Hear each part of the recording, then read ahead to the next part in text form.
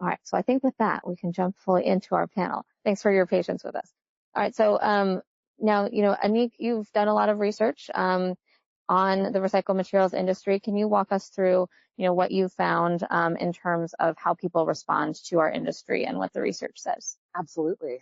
So just to get us started quickly, Maslansky, a lot of what we do is predicated on this idea that it's not what you say, it's what they hear. And when we began our work with ReMA, we were brought with the challenge, as Natalie said, as you all know, recycling is extremely important, it's extremely valuable, but stakeholders, whether they're community members, policymakers, investors, perhaps don't see that same value that we do. So how do we convey that? What is the gap that we need to bridge here?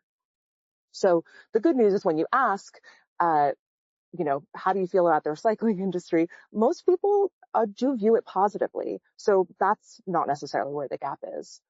Part of it is fewer people think it works well. So there's one sort of area that needs to be covered. Recycling, as you all know in this room, can carry baggage, and this is not a new topic, but how do we get past this perception that maybe recycling is a good thing, but it doesn't necessarily work? That also is combined with, I think, an increasing attitude of skepticism towards big business. At the same time, there's a skepticism against the value of sustainability, which is central to the value proposition of recycling. So our work with ReMA ultimately led to a shift away from the scrap recycling industry towards the recycled materials industry. Instead of leading with language that people ultimately associate with something that doesn't have value, focusing instead on something they already think positively of, and recognize that this is actually very much ingrained in their everyday lives. So this is not to say it's not important to talk about the millions of tons of materials that are brought in and recycled and processed all the time. It's an emphasis, particularly with external stakeholders, on the outputs of what it is that you do. So what does that look like? The recycled materials, we landed on a tagline, as you've seen around, sustainable, resilient, and essential. You'll see in this case, we have switched the order a little bit to speak to the time that we're in. I think what I'll get to is about how to emphasize the economic resilience of recycling for today's environment. But ultimately, the recycled materials industry is extremely important. And one of the main reasons is the security of the supply chain. It's the fact that recycling makes the manufacturing supply chain more self-sufficient, more resilient.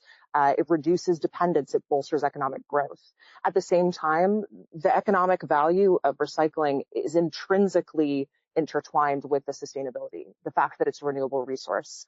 And ultimately, as Natalie spoke to, recycled materials in the recycled materials industry is essential.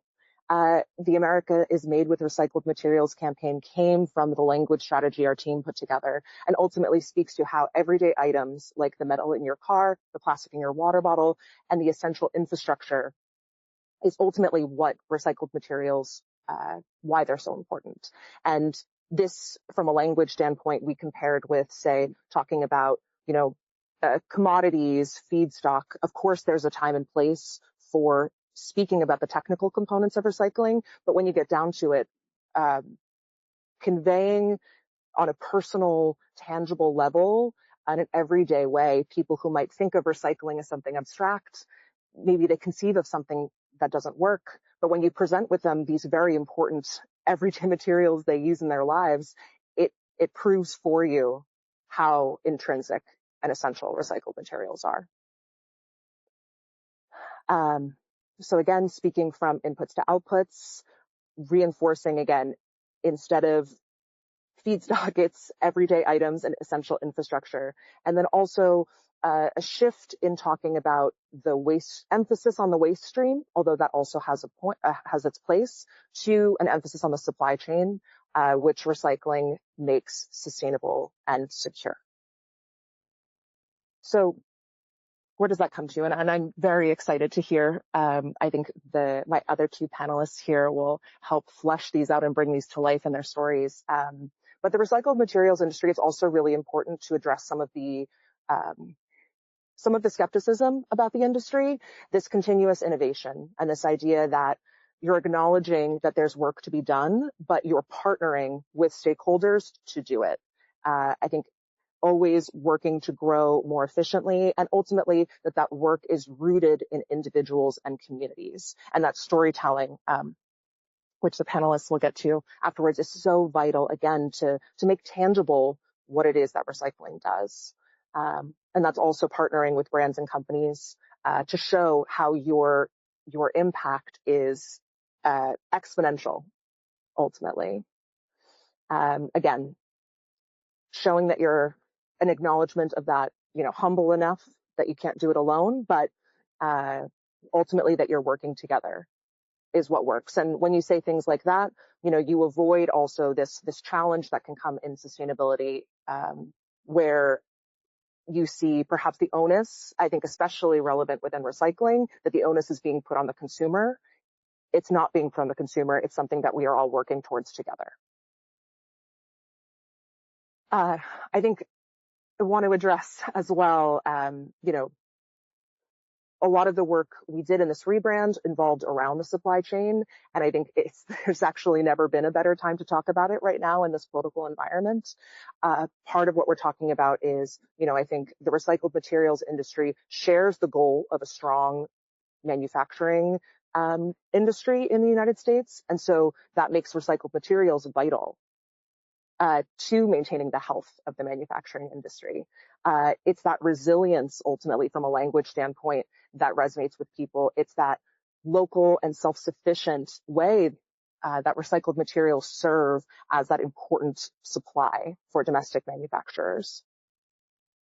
And then just very quickly, I want to speak to the larger conversation. I know, I think sustainability is in a really interesting place right now. Interesting being a little bit of a nebulous way of describing it. These acronyms and these programs that are very important for companies in what they're doing to show a commitment to communities, I think, is under increased skepticism.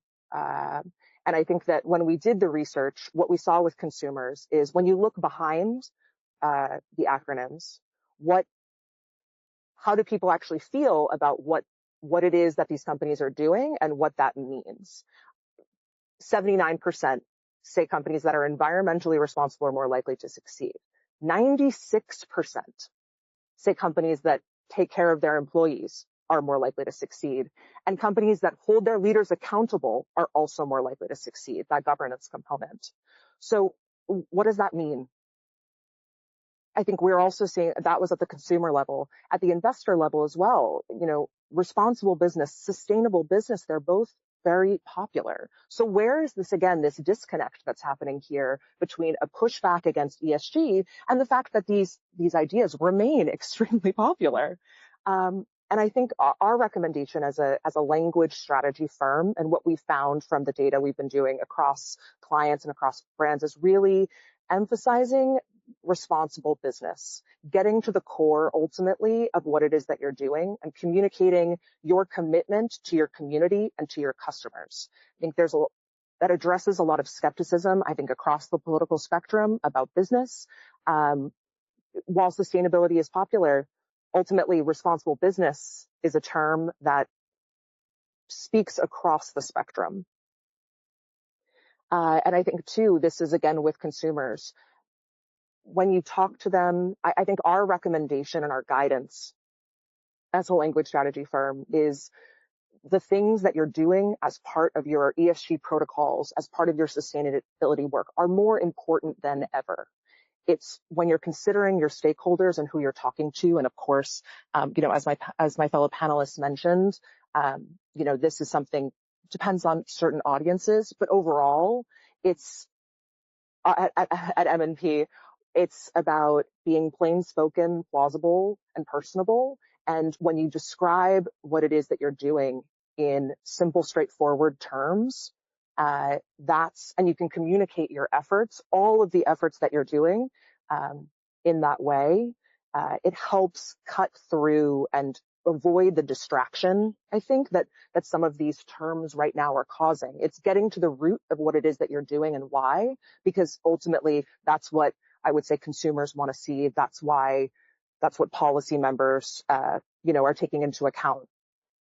Avoid that distraction. And ultimately that brings us back to, again, when communicating the value of the recycled materials industry, it's resilient, it's sustainable, and it is essential. Thank you. Awesome. Thanks so much. I think, that slide of showing really the same meaning of those left and right, but the way you say it is so powerful in terms of connecting with people and making it clear what you're really talking about. So Brandi and then Abbie, if you wouldn't mind sharing with us how you're applying these, what Annick just talked about, and how you're talking to your own customers, stakeholders about what you do.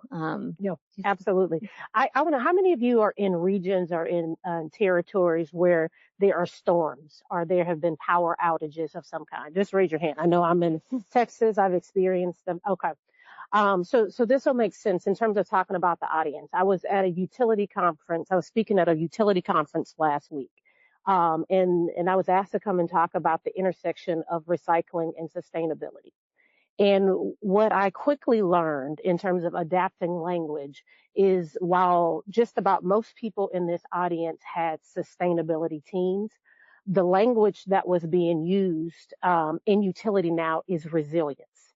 And I've heard it with the utility companies in Houston. When powers go out, communities want to know that you can kick back up, that you can sustain yourself, that you can get things back working.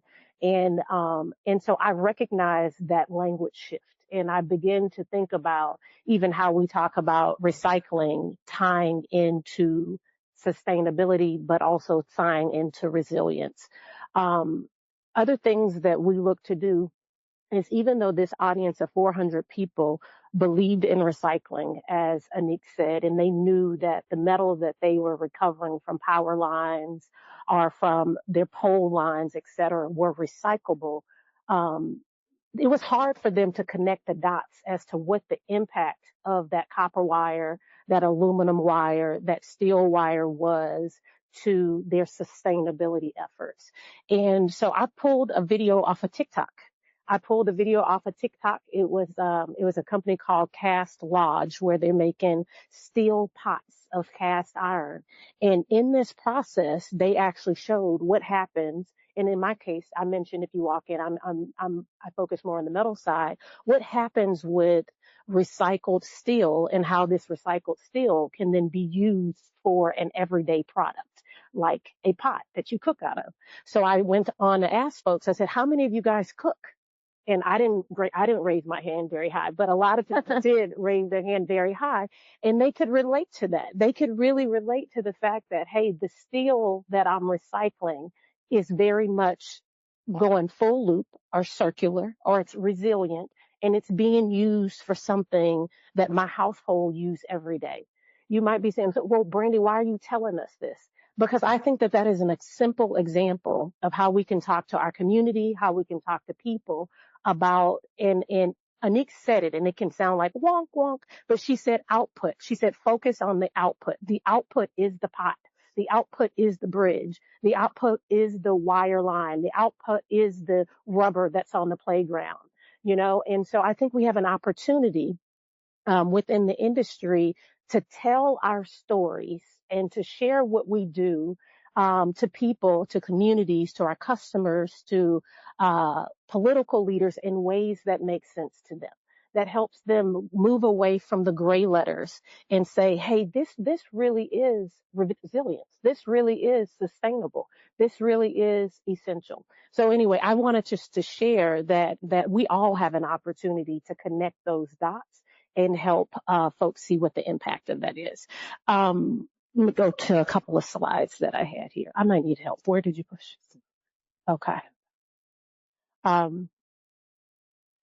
For us, and I know the pendulum swings in life. We talk about in terms of language, I very much believe in the philosophy of meet people where they are.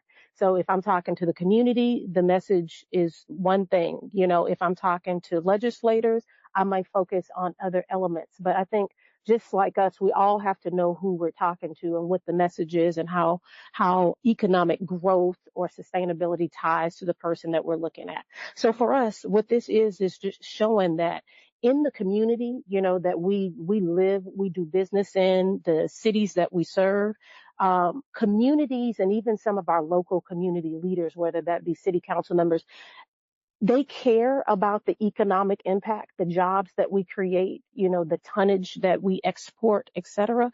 But if you really get in the trenches, what they also care about is how are you a part of this community? How is your business, what you're doing, the impact of recycling a part of the community?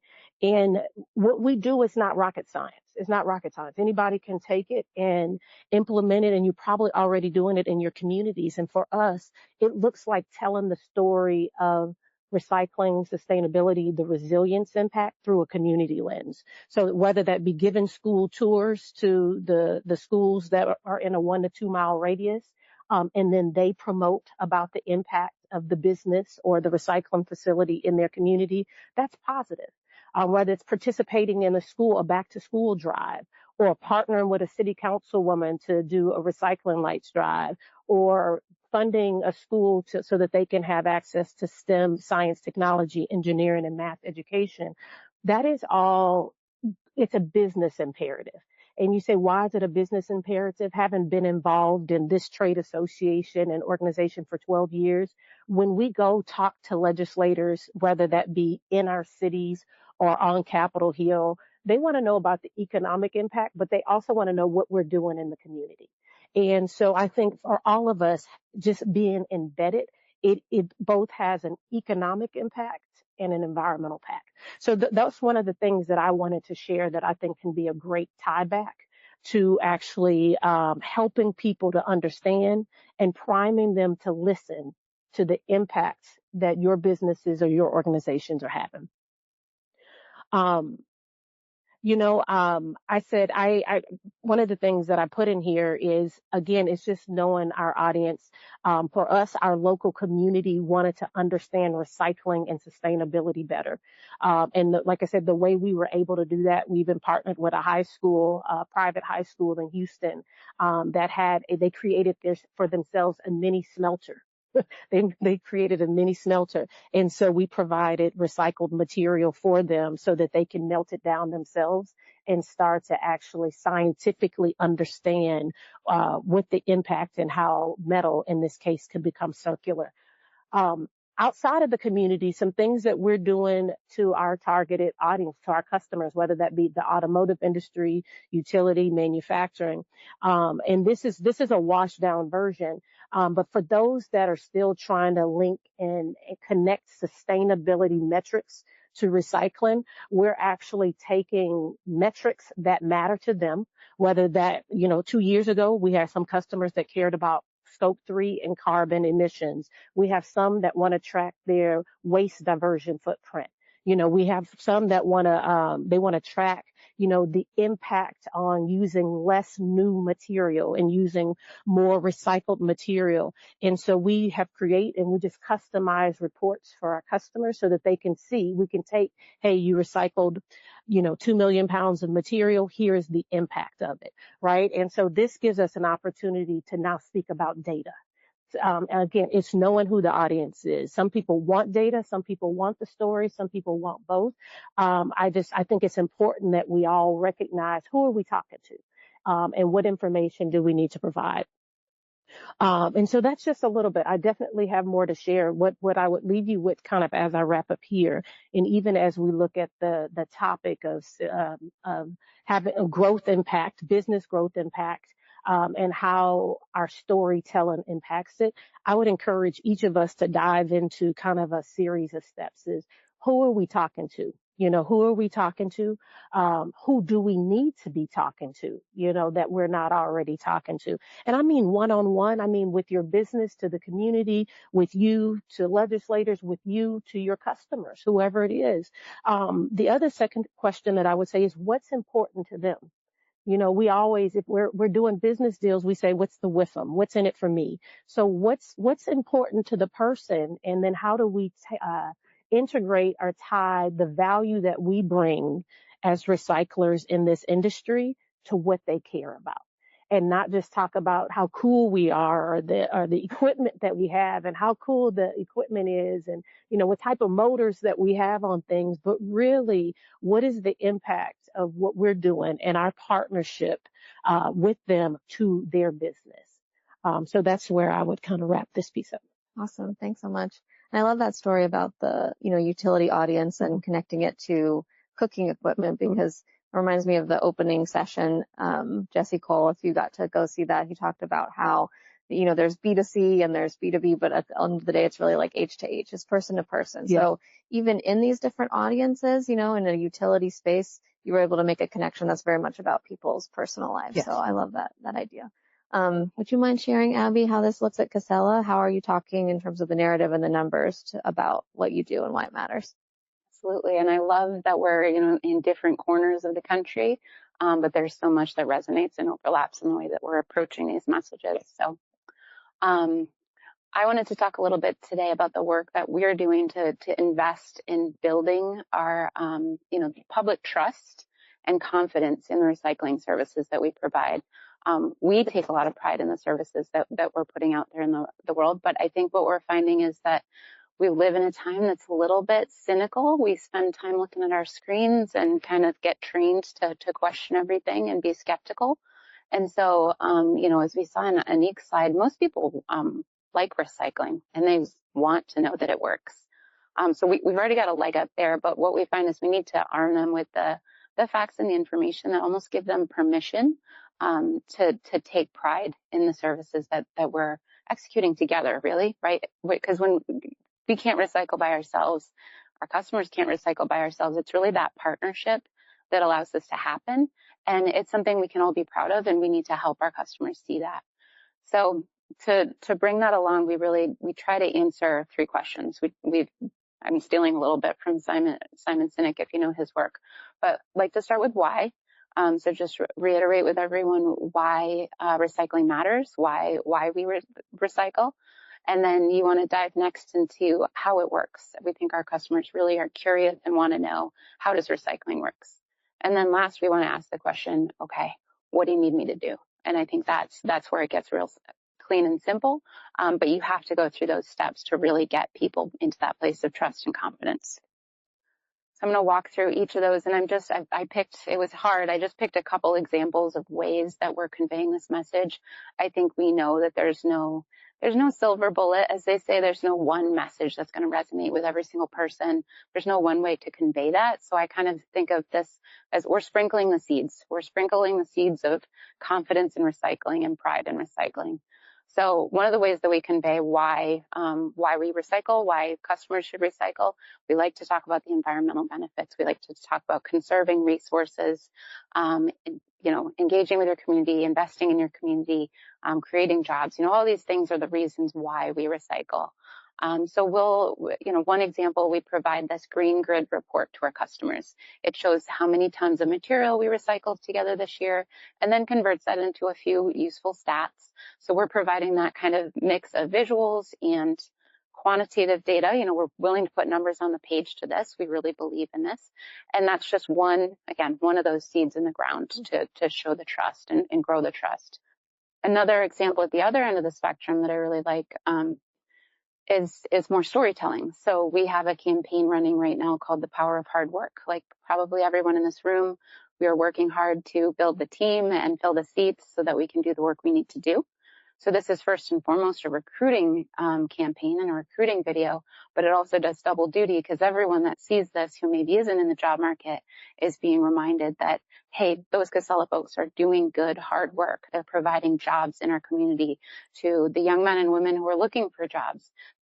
providing debt-free career paths at a time when there's a fair amount of skepticism around, some of the other paths to careers out there, in terms of getting college debt and whatnot. So again, it's this mix of stats and visuals and stories and that H to H messaging that I think is how we approach this question of why should I recycle?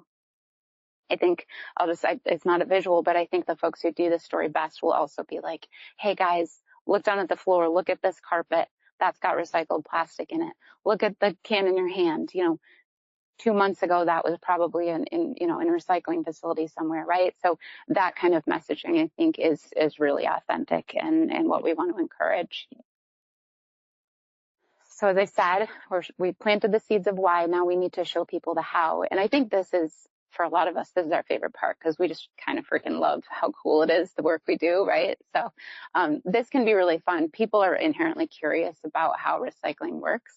So we have a good time. We'll put together these cool infographics. We have a great marketing department that'll just provide me with these infographics and animations that just present all the inputs that go into recycling and then what the things can go on to become, start to tease some of the different cool technologies. We don't want to lean too hard on that and bore people because we know not everybody's in the same spot, but we find that mostly people are pretty curious to hear how does this work.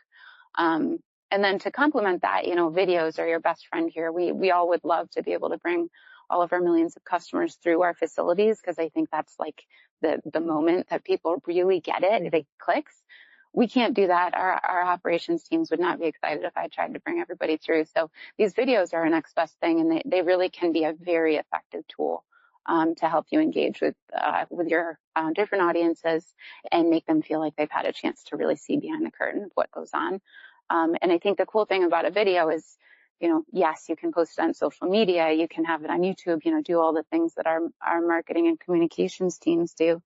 But you can also bring this into a school. You can also go to the Rotary Club meeting. You can also, for that unfortunate person who sits next to me in the airport lounge, pull it up on the phone and show them.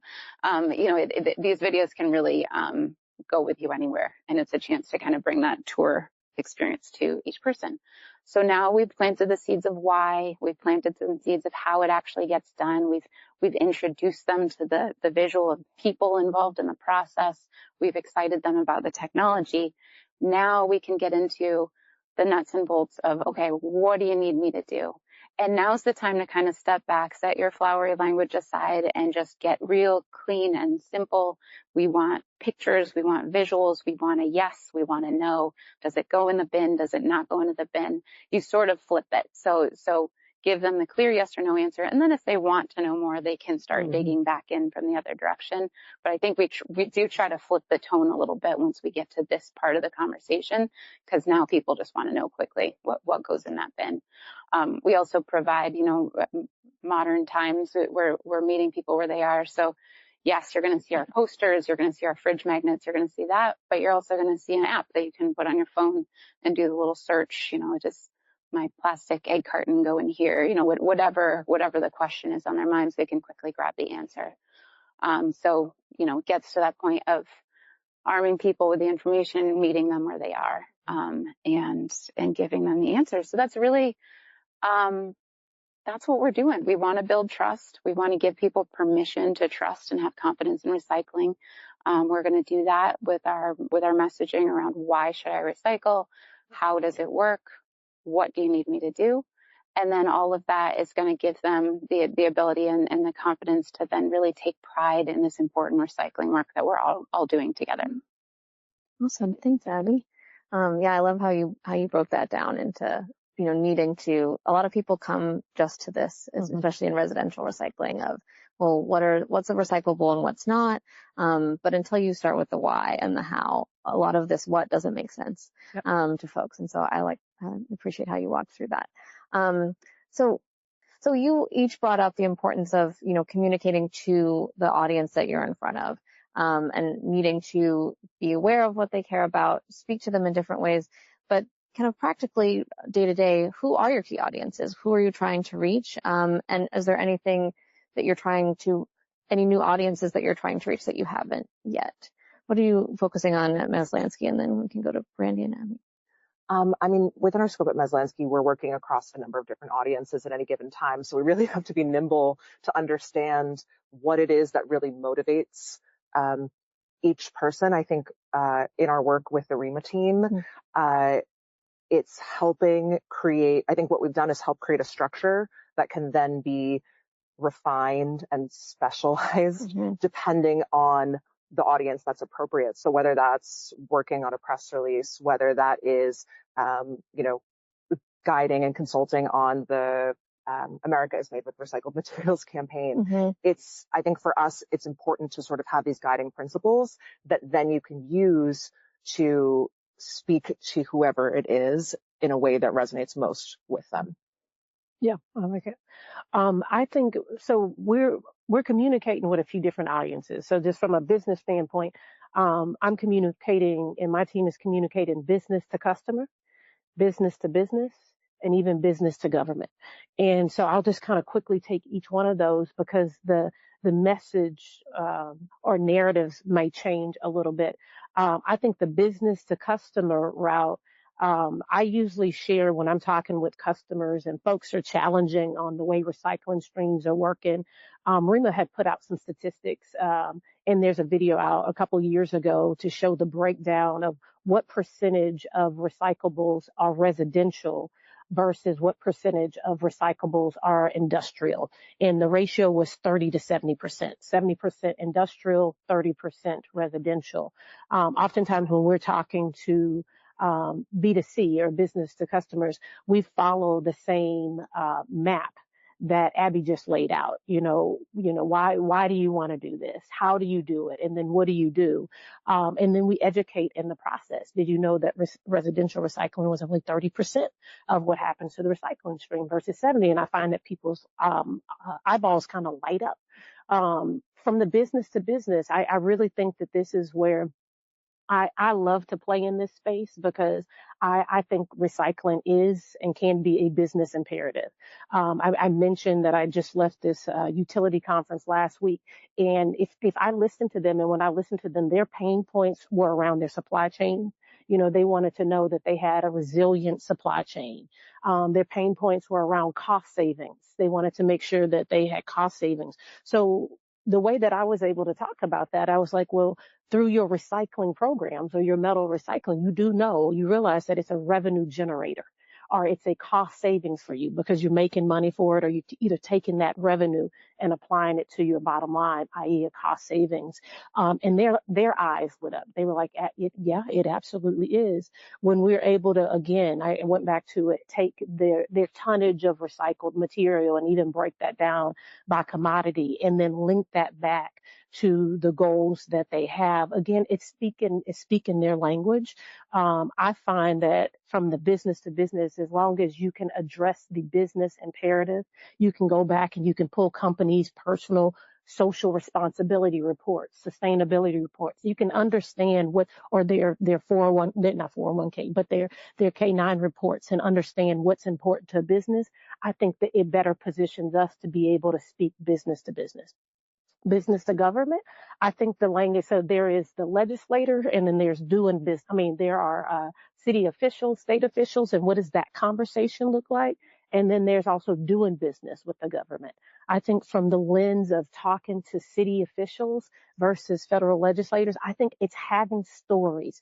And this came up yesterday in the manufacturing and recycling conversation, having stories that we can talk to legislators to talk about the financial, the job, the economic impact of recycling in their communities. How many jobs are created, what is the financial impact that is created? They care about that. They also care about how you give back to the community. So I think, again, for me, Natalie, to answer your question, how do we talk to different audiences? It's almost like having 3 different communication approaches or 3 different communication strategies for yourself and for your business. And so if you're not looking at it that way and you're just saying, I can have the same message for everyone, I would say, look again, I have 3 different sisters, 3 sisters. And my mom always says, you all are very different and I have to communicate with each of you very different, or there's different levers that I have to pull. And it sounds silly, but the same is true. In this case, she knows each of her children. I think in our case, it's like know each of our audiences and know how to best relate to them. And one message is not going to fit for another. Well, yeah. I think so. So we ask this question a lot, like how do we justify taking the time to have these conversations with these different stakeholder groups, and who are those groups? And I think there is a clear cut business case of, if we take time to invest in building trust with our customers, then they will then sign up to do business with us, and that's revenue. If we take the time to invest in having these conversations with our communities, we're going to see less contamination in those recycling bins, and that's going to help us with operational costs at our facilities. If we take the time to have these conversations and build trust with our regulators and our legislators, then we're going to get those permits and we're going to get those policies that we need. So again, clear-cut business case for all of them. But I think if you know Casella, we've been in business since the 1970s, and we really are committed to our communities. We exist to be of service to our communities, and that's ingrained in our culture. So we take it pretty personally when folks don't have trust in the services we provide. So, I think understanding that motivation for us is really important, that this is sort of table stakes. We need to have the trust of our different stakeholders. And I think I'll layer in one other important stakeholder group that's just essential to meeting all the others, and that's your employees. Yeah. So I mentioned we have 5,200 employees. I want to make sure that every last one of them has the confidence and knowledge and tools and pride to then have that conversation and be an ambassador for the services that we deliver with all of those other stakeholder groups. I love that, Abbie. I would say too, I love that you said that. It's important to me. The same model that Abbie shared about getting to the why, the what, and the how, I think our internal employees have to have that same message. And there's been this thread throughout. I don't want to deviate too far about attraction and retention of talent and retaining them. And a lot of that, kind of going back to Simon Sinek, starts with the why. Why does it even matter what I'm doing here? What is the impact of what I'm doing here? And how does this impact the community, the world, the planet, et cetera? It can sound very soft or fluffy, but if you look at employee engagement reports and things, a key driver for people is just understanding their why. Why are we doing what we're doing? I know you've given me a task, so I know I'm responsible for something. So anyway, I would say that same model works as we look at employee engagement. Okay. And just something that comes to mind as well from both of your comments is, I think right now the biggest challenge we see, our audience that we serve at Maslansky is our businesses.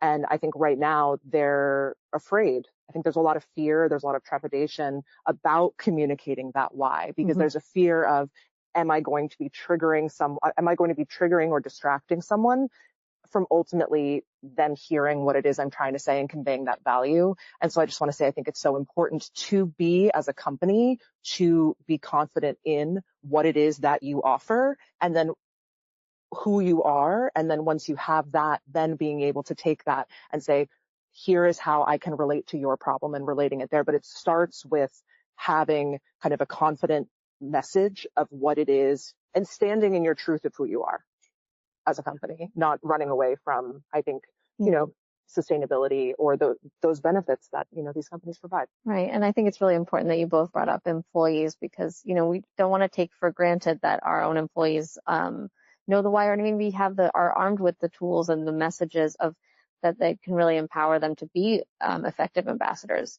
in their communities and their next jobs. So I'm glad you both brought that up. Brandi, when we had talked about this panel a few weeks ago, you brought up this concept of like defensive versus offensive messaging in this industry. And I really thought that was a helpful framing. Do you mind talking about like your thought process behind defensive and offensive, and when we need to do one or the other? Yeah. For those of you that's just been watching even the evolution of conversations and how ReMA has engaged, there's a group that we do these fly-ins where we actually go to Washington and we will meet with our different legislators, to talk about the impact of recycling. And I find those conversations to be much more effective when there has been an offensive strategy already applied. And here's what I mean by this. So it came up probably in the city of Houston about a year ago. People were challenging recycling in the city and like how effective or not effective it was. And I have a good relationship with a few of the city council members, and I plant the seeds about these statistics that I was just telling them. Hey, did you guys know that curbside recycling only represents 30% of recycling, and 70% is actually industrial, and how that ended up playing out, and we'll take it back to the fly-ins, is that when it came up in city council, the city council men and women that I had already talked to were able to drop that statistic.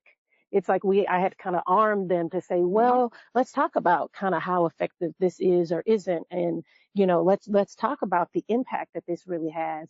Those same city council members have great relationships with our congressmen, and so when it comes up amongst them, or when they're bashing recycling facilities in communities, these same legislators are able to pass on a message that says, no, that's not the case. That's not the case for all recyclers, because we have some that are in our community that are having a dynamic impact, that reach out to the community, that give back to the community. And oh, by the way, did you know cast iron pots can be made of recycled metal, right? And so it matters. So to me, that is more of an offensive strategy. We're not waiting to be, if you will, attacked or questioned. It's like proactively going out to have the conversation. I remember when I came into this industry about 12 years ago, my dad said, hey, you need to be out in the community. You need to be at fundraisers, if you will, for local city council members. And I'm like, this is a waste of my time. And that's really what I thought. And I think a lot of business owners and people think, I don't have time to do this. This is not business. But I would argue now, 12 years later, that is business. It is a part of business. It needs to be 5 to 10% of your business, because that is the offensive strategy. Why? Because when we get put on the defense, and things are challenged and things are questioned, and I see a couple of our advocates, in the room, it takes a lot of work and effort to try to go clean up a message or tell a story or get folks in front of people to say, wait, no, we're not that bad, and we are sustainable and we are resilient and look at how we are. And so that is what I mean by being offensive, knowing that it's going to take 5 to 10% of somebody's time within your organizations to be out there sharing the message, talking about the impact of recycling, so that we can spend less time on the defensive. Abbie, you've also brought up that we see a lot of recycling messages, I think especially in residential, but it can be in other places too, that are like myth busting, framing. And when do you think that's the appropriate way to talk about it? And when should we be using a different framing? Yeah, so it's tempting. I mean, we've all got a lot of things to do, and it's tempting to kind of let this sort of simmer along until that op-ed shows up, and then you write the rebuttal to the op-ed. And I'm going to nod to our VP of Communications here, who often gets tapped to do that. There's an urgent fire. Let's put out that fire. I think you do need to respond to those. Sometimes I wouldn't say that you shouldn't respond to them, but I think what really matters is what you do next. What going back to the seed metaphor, what proactive, positive seeds are we going to then go sprinkle out there in the ashes of that debate that just happened, to make sure that the next time, you're not the only voice advocating. I think what we want to get to is the point where all of our different stakeholders, at the very least, we'll hear that and kind of take it with a grain of salt, and, take that critique like, oh, you don't really recycle it. They're just sending it to the landfill. That, those messages that we've come to hear. Ideally, you've got somebody who's going to hear that and they're just going to be like, no, that doesn't track. I've seen that video where they give me this green grid report. Like, I understand what's going on here. That's not true. Best case scenario, they're going to not only think that, but then speak up on your behalf. And I know it takes time to invest in those relationships to get to that kind of holy grail moment, but I think it's really powerful when it does. And we see it in particular. So we serve municipalities, and we find, communities that have been recycling with us for literally decades. The town manager kind of calls us up, and something about the tone lately has been a little bit like, geez, guys, I'm getting beat up a lot. Help me out. I know you're doing the right thing here, but I need your help getting to the citizens. I've got an election coming up. I've got whatever it is, you got to help me show the value of what you're doing. So I think that's where the proactive communication, helping to give your advocates the information and knowledge so that they can go to bat for you is sort of the more proactive strategy. Awesome. I want to talk a little bit about tactics now and kind of some of the practical ways that we do this. And then, soon we'll open it up to audience questions. So if you have questions, you can come up to the mic or, just start thinking of them and raise your hand and we can bring a mic to you. Where do you find the data to talk about the benefits of recycling? And then also, where do you communicate it? Like, let's talk about numbers and then what channels you use, and you start with any recommendations you have, and then we can go. Yeah. I guess, would it be more helpful to speak to ReMA specifically, more broadly? Yeah, sure. As you mentioned, there's the great economic impact report, which I think can be so powerful. I think what we see is overall the importance of framing, because I think sometimes we find in our research is that you can present someone with information, but if they're not inclined to believe that, if their mindset is perhaps different, that fact can be correct and it can actually really not make that much of a difference. And so I would say broadly, regardless of the channel that you're using, it's so important to build those relationships, I think, as both of you spoke to, and the framing that you give that data. It's not just about the data. The data is very important, but it's about with a narrative. It has to come with a narrative, because data alone will not move kind of hearts and minds, I would say. And we do research across audiences, all different kinds. And I think that remains the same, unfortunately, across every audience. Yeah. You asked about the tactics that we use. You mentioned earlier that ReMA shares an annual kind of jobs report, impact report. I would highly encourage everybody to take a look at it. It is on the website. I mean, it arms you with data if you need it. And it looks just like this. You got it. You can go to the ReMA website. You can filter it by the location or the geography that you're in. You hover over it. It tells you the economic impact, the export impact, the jobs created, the indirect jobs created. And so this is a tool that I personally believe is probably underutilized. And I'm quick to go and pull so that I can have some quick, simple talking points. Annick is right. Not everybody loves data, and so I do think having stories available, having actual stories available about the impact, what your customers have said the impact of recycling is for them, if it's heartfelt and if it's meaningful and if it's authentic, I think that that's a tactic to be able to share. Natalie shared with me probably about 5 or 6 years ago a calculator that's on. It was on a federal government website. I cannot remember the name of this calculator. Yeah, there's a couple of EPA calculators. Okay, they're EPA calculators. That's right. Because I've given them to my team. If you go, well, I don't know if it's still up. There was an EPA on the EPA website. There were calculators. There were calculators there where you can convert.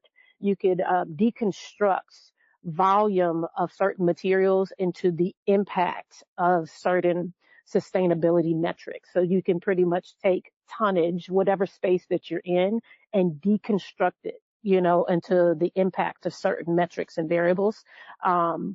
My team would use that as a source, then whereby we'd use it kind of as a tactic.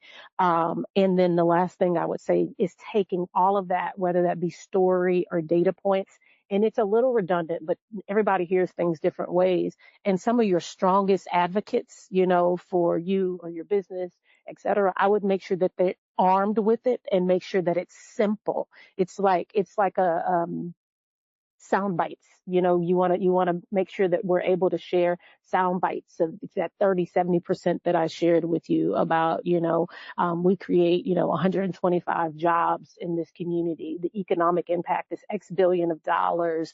Hey, did you know that metal that you recycled goes back into the roads or the bridges, or it goes back into that copper conduit wire? Like dropping those nuggets so that people can speak intelligently on our behalf. And that goes back to this kind of offensive approach. Yeah.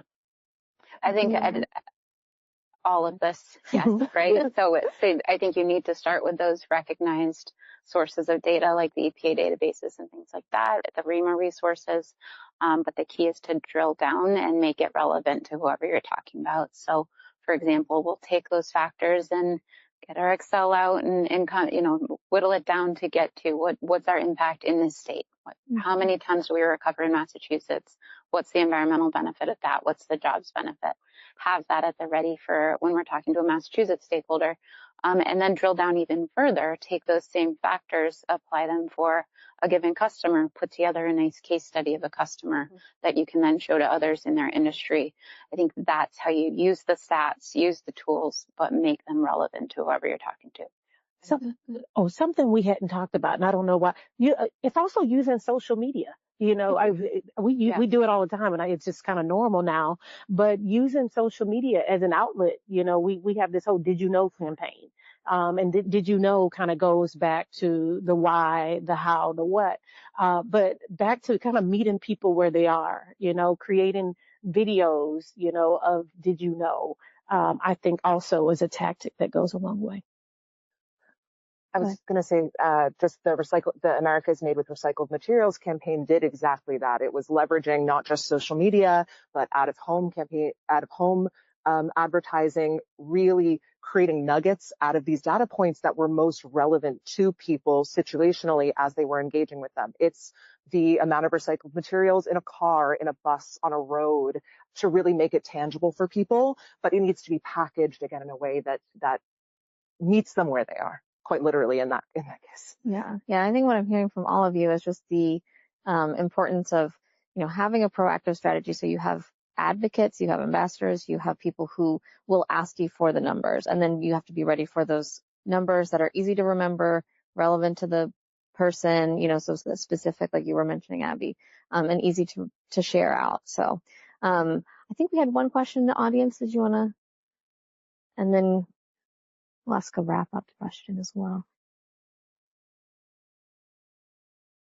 Okay. As from an Australian perspective, the challenges we've got in Australia around waste and recycling, there's that, what you've said is spot on, the total scepticism. The international export bans did untold damage to our industry, absolutely ripped it apart. In the research, I noticed all the talk in these presentations about recycling.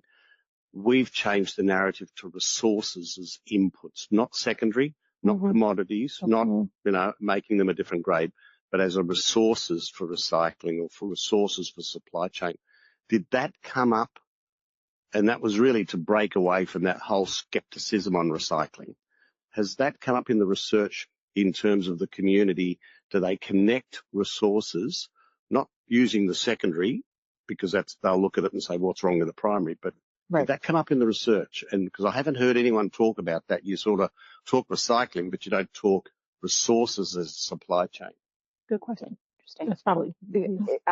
Actually, I have a slide I can speak to on this. So absolutely, yes, to your point. I think what we saw initially was that there was a differentiation between recycled materials and saying, oh, well, they're just as, they're just as good as there was a differentiation between virgin materials and recycled materials, and addressing that perception that perhaps recycled materials aren't as good. So absolutely, we landed in a similar place where we talk about them as resources, as renewable sources, as high quality resources. So we're trying to remove that differentiation between something that, comes from the ground versus, at that point versus something that is recycled. So absolutely, our research absolutely backs that up.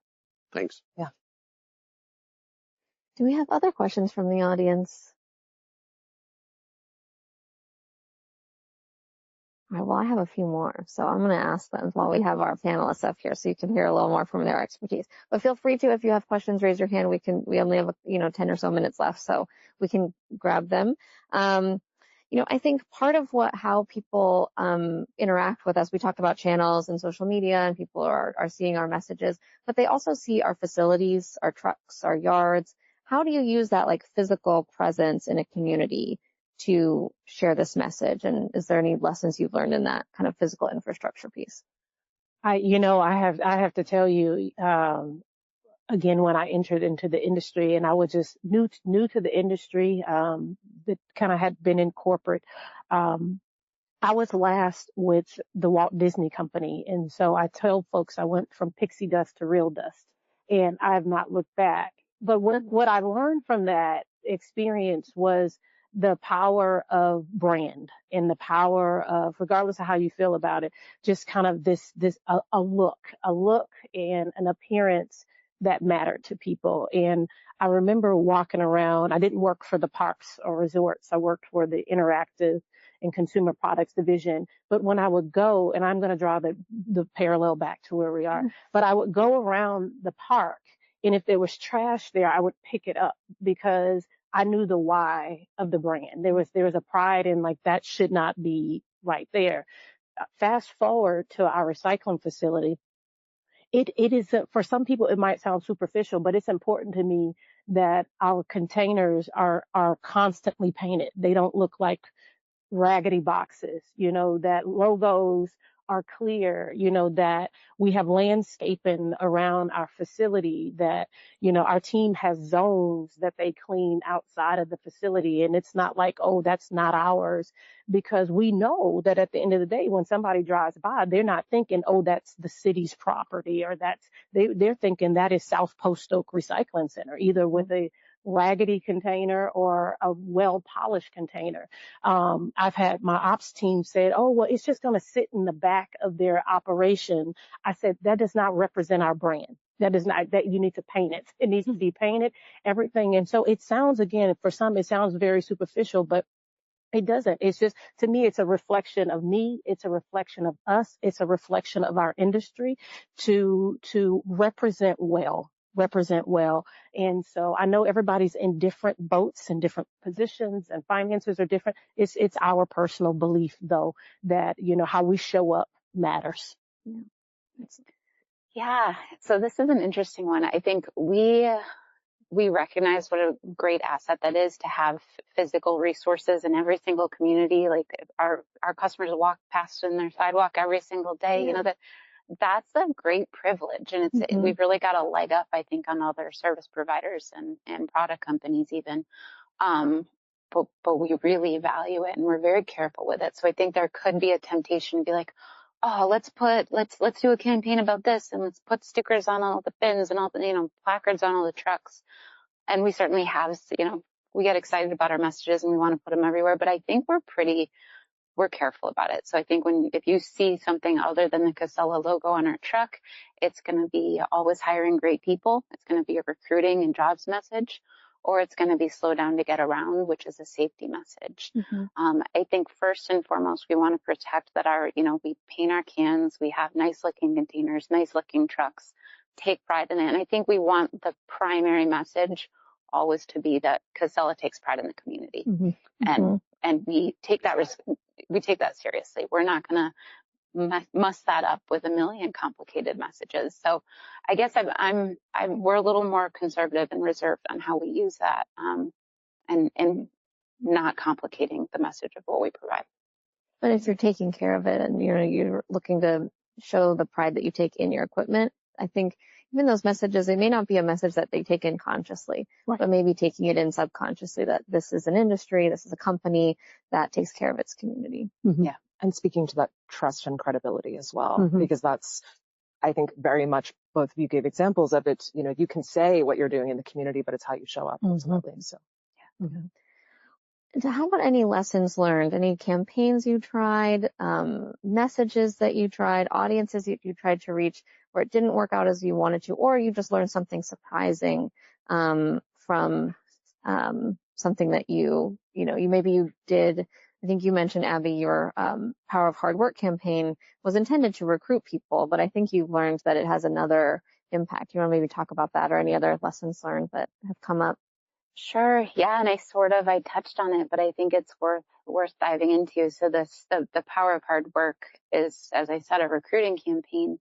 But what I love about it is that it touches on all the other things that we want people to know about us, that we provide good, strong career paths and we work hard. But we take good care of our people. It's a message of safety. It's a message of, getting up at 2 a.m. and being out on the roads while everybody else is still asleep. So it captures a lot of different parts of our culture in one spot. And then, it has this added benefit of even if you're cool with the job you've got, not with Casella, fine.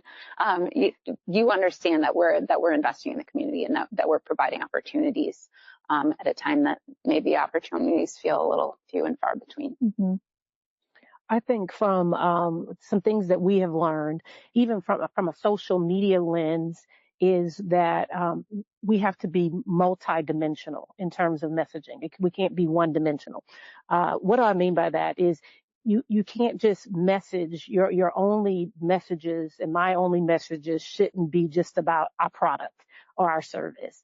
The way that we have found it works to build trust and to build credibility and authenticity is to have a 4 or 5 pillar approach. We highlight our team, because we want to show the power of the team.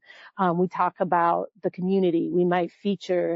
We also talk about metals, and did you know about metals there? We talk about our capacity, but then we also will go back and we will maybe highlight some customers or some testimonials. And I think it's really important to have a holistic strategy. Otherwise, what we've learned is people will tune you out. They will tune you out on social media because it's almost like you're a one-trick pony. It's like, well, what else do you talk about? And I think we have to look at that the same way as we engage personally in relationships. If we're talking to somebody and they just talk about the same thing all the time and there's no diversity in the conversation, or you don't know who they are personally or what they care about or why they care about it, the same thing is true on social media. Actually, the more that you can reveal about your company and your employees and why behind, not just the what we're doing, I think we've learned is that builds engagement and people, and we have to go through that process, then we'll hear people saying, oh, I'm seeing your post, whereas if you just like, this is metal, this is what copper is, this is what aluminum is, this is how we recycle it, this is what we do with it. Like, it's a monotone message as opposed to a varied human personal. I wasn't here day one to hear the banana man, but what the message that I got is you build raving fans, and you build raving fans. And I think it's through being holistic. It's being holistic. It's showing people value, and value comes more from what we're selling or buying. Awesome. All right. Well, we're about at the end of our time. I guess I'll just ask you guys to each share to close. Is there one, what is the one thing that you would want to make sure that people in the audience walk away from, whether it's like one benefit of recycling that they should be talking more about, or one strategy that you hope that they consider as they leave San Diego and go back to their desks or facilities on Friday or Monday or Saturday? You want to start? I would say, a lot of our work right now, as I mentioned, is helping people navigate sort of a polarized landscape. And so I would just reiterate, what you are doing, that it's important. You have an impact. So I would just say it's maybe a more complicated time to talk about sustainability, but that doesn't mean that people don't still see the value of what it is that you're doing. It's maybe just a matter of, I think as the other panelists have shared, tweaking that language to speak more simply to what it is that people get out of it, rather than maybe these terminologies of what it's called. But there's very much, recycling has never been more important. I would say for each of us to walk out of here knowing that what we do matters, and understanding that we are absolutely integral to supply chains, that we are integral to resilience, and that we are integral to sustainability. And with that, I think we all have an opportunity to say, how can we keep things simple and articulate that to the varied audiences that we're talking to? Yeah, and I think I would say, I'm not sure where everyone comes from in this room and what piece of what you just heard might have resonated, but I think my ask would be to, whatever that thing was, when you get back, do something with it. Tell that story, because I think what's powerful, Brandi can be there telling her part of the story, and I can be telling my part of the story. As we get more voices, all taking a little time out of the operational responsibilities to tell the story, then it's a crowd, and then we start to achieve critical mass, and the people start to hear us. So do whatever that thing is, go do it. And thank you guys for taking the time this morning we would love to get your thoughts. I don't know if copy is still kicking in, but we would love to get your thoughts on it. Is there anything that we didn't talk about that you would love to have heard? And then we can kind of carry that forward. But thank you for taking the time this morning to be here. Could I say one more thing? Just thank you to our technology team. Yeah. I think the audio seemed good. Yeah, we even figured out the slides. So thank you. And please thank our panelists for their great comments. Thank you guys so much. Thank you, Natalie. Awesome job. Thank you, guys.